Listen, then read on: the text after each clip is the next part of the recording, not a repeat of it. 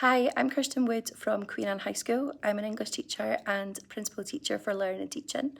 As part of our development work, we created a teacher toolkit so that staff had a tool that they could easily access when they were planning their lessons or during their lessons. I'm going to take you through the question section, going through the command words and the sentence stems, and hopefully that helps. So each of the questioning stages in the toolkit follows this structure.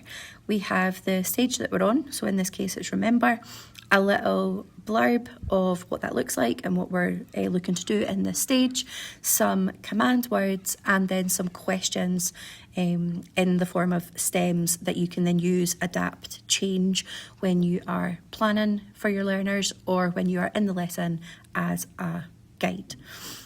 And it's really important, this stage, we know that pupils are able to build confidence, and it ensures that learners can obviously access the task.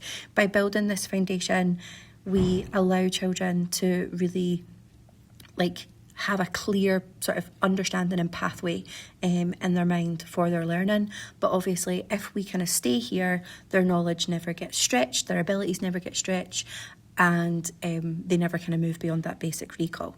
So it is really important to do this well and then think about how can we then push that forward. We then move on to the understand section, and this is where pupils are really learning to create meaning and to process what it is that they are learning. They are not just finding information or dealing with facts, they are actually having to think about what they are doing, process what they are doing, lots of the time put these things into their own words and actually put these things in order or summarise what's going on. And it's a really important part of the English curriculum that I teach, but obviously in every other setting, pupils need to be able to understand the meaning behind what they are learning, and this is that key stage that they'll do that in. The apply stage is when things start to get really interesting, I think, for us as teachers, because pupils are really starting to think, right, okay, what do I do with this? What do I make with this? How can I move this forward? And I think when we're planning for this stage, when we're planning our questioning during this stage of the lesson or in the unit that you're teaching, is can the pupils actually do something with the knowledge that they've learned in those previous two kind of sections? And it's really interesting. It opens up this sort of massive world of opportunities, and it really allows for sort of bouncing questions to happen in the classroom and sort of really trying to stretch what they are actually learning, what they know. And it gives us lots of opportunities to do modelling and getting the kids involved in what that looks like.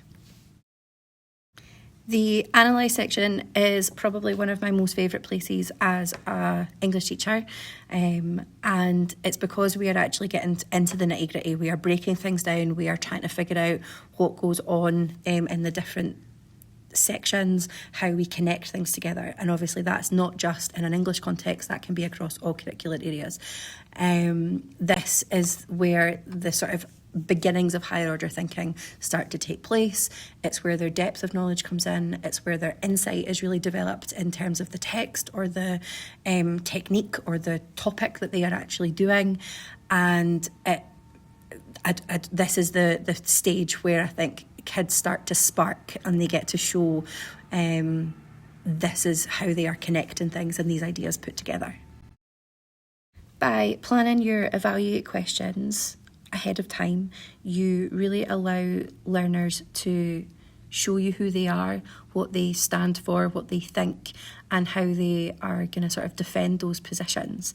And I think that's such an important part of the classroom. It's maybe not happening in the beginning stages of a lesson, but as you are developing the knowledge and their understanding and their skills, this is where their personalities and their sort of reasoning comes through.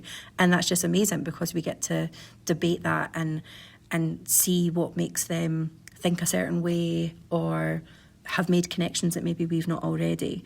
And in terms of planning for those, I think that if you do that in a sort of meaningful way, the learners are going to get the best possible experience, because they are able to take all of that foundational work that we've done throughout the lessons, throughout the unit of work that you've done. They don't have to sort of flounder and grasp for things to think, because they already have all of that amazing work that they've already done. And that's down to the sort of questioning and stuff that the teacher is facilitating. Our final section on the questioning toolkit is the create, which is obviously a really exciting and rewarding part of it for both the learner and the teacher. We're really asking them then to synthesize their knowledge and to produce something really original, whether that is like an alternative version of something, whether that is a new idea or a new way of thinking about something, or just a sort of product of their learning and their sort of imagination. And it's just a brilliant part. And I think that using these questioning stems will allow you to prepare for those sort of extension tasks, those meaningful extension tasks that our learners need to really show what they can do.